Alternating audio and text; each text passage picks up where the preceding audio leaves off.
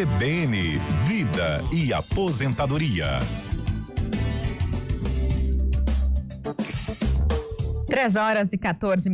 Vamos falar então de vida e aposentadoria, né? Aposentadoria, enfim, direito previdenciário. Quem conversa com a gente agora ao vivo é a Josiane Zanardi. Ela é especialista então em direito previdenciário e vai tirar aqui algumas dúvidas no estúdio CBN. Bem-vinda, obrigada, viu, pela sua participação. Olá, boa tarde, tudo bem com vocês? Eu que agradeço o convite. Obrigada. Olha só, para a gente começar, a gente fala sobre aquele acúmulo de benefícios, né? É um ponto que gera muitas dúvidas, você que é do setor, como é que é? A gente tem até um exemplo, aquela questão da pensão por morte e aposentadoria, pode então ser acumulados pelo beneficiário? Como é que funciona isso? É uma dúvida bastante comum, sim. Inclusive, é comum algumas mulheres que recebem pensão por morte acharem que não podem se aposentar porque ficam com medo de ser cessado o benefício de pensão por morte. Isso é um mito. Não existe nenhum problema da pessoa que é beneficiária de pensão por morte ter a sua aposentadoria, desde que ela preencha as regras, e vice-versa. Se a pessoa estiver aposentada e tiver depois um episódio que gere um direito à pensão por morte, ela vai poder acumular os dois benefícios. O que mudou com a reforma de 2019 é que, dependendo do valor dos benefícios, pode haver uma diminuição no benefício em razão dos valores, mas não que vai haver suspensão de um ou de outro, vai haver só uma diminuição de percentual de concessão. Isso então para todos os casos, né? Em outros exemplos também, tem apenas essa diminuição e não aí a isenção total. No caso de pensão por morte e aposentadoria, porque na verdade a gente só pode acumular aposentadoria e pensão por morte dentro do mesmo regime, ou seja, no INSS, ou por um exemplo, uma pessoa que se aposentou no INSS, mas o marido era recebedor de uma aposentadoria pelo Estado de São Paulo e ele veio a falecer. Ela também vai ter direito a essa pensão por morte no Estado de São Paulo, mas pode ser que tenha um fator redutor dependendo do valor da aposentadoria dela ou da pensão por morte. Aí a gente tem que fazer uma conta. Tá certo. Josiane, outra dúvida aqui é aquela questão de quem já está chegando, né, daqui próximo ali ao período de se aposentar, com o período de contribuição. Tá ali numa empresa, enfim, há muitos anos, o funcionário ele pode ser demitido próximo aí à aposentadoria? Quais são os direitos dele nesse caso? Como é que a empresa também deve se posicionar a respeito disso? Nossa, Thalita, essa pergunta é muito importante, porque a gente recebe no escritório trabalhadores que ficam, às vezes, sem saber dos seus direitos e acabam perdendo aí algumas questões nessas situações. O que acontece não existe uma lei que proíba as empresas de demitirem as pessoas que estão perto da aposentadoria. Isso tem que ficar claro, não é automático. O que acontece é que algumas categorias profissionais, nas convenções ou acordos coletivos entre os sindicatos e as empresas, elas estabelecem ali naquele acordo coletivo ou convenção coletiva um prazo mínimo que tem que ser cumprido na chamada pré-aposentadoria, tá?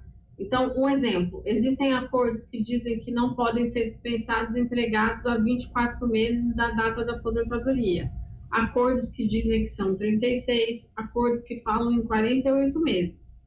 Porém, a gente tem um outro problema. Qual é a data certa da aposentadoria? Porque o INSS ele não faz a contagem. Não existe um serviço no site do INSS para contagem de aposentadoria.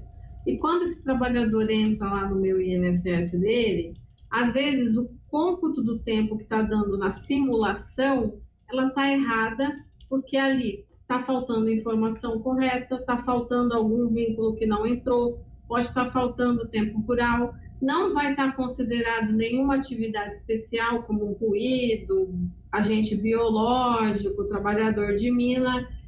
Então, esse documento, que é a simulação que tem no site, ele não serve para garantir esse direito.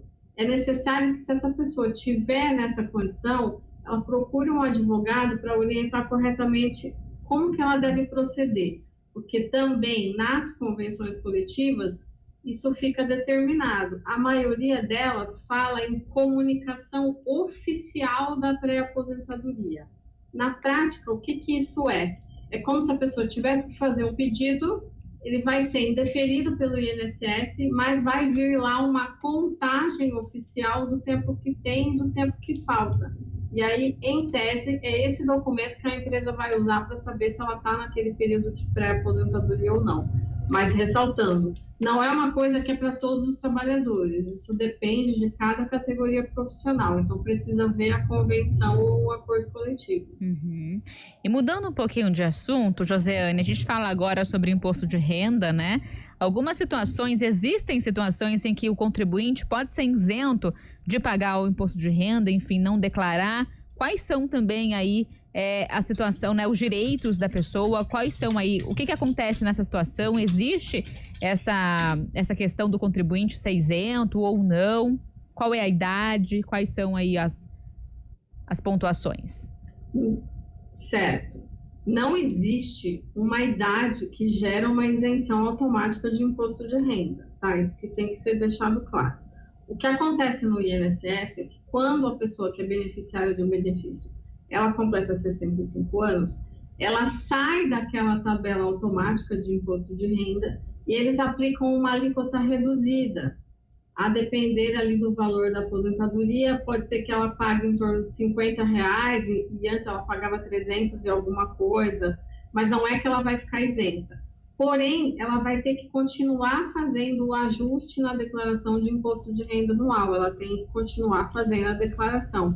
Então, não existe uma idade onde a pessoa deixa de ter que pagar. O que determina ela pagar imposto de renda ou não é o valor anual de renda, né? Uhum. Se ela ficar dentro daquele valor anual de renda, ela não vai ter que fazer pagamento de imposto de renda, mas ainda assim, se teve retenção na fonte, ela tem que declarar para ela poder fazer a restituição. Tá certo, então, Josiane, obrigada, viu, pela sua participação hoje aqui no Estúdio CBN. Imagina, eu que agradeço, estou à disposição, foi um prazer. Josiane Zanardi, especialista em Direito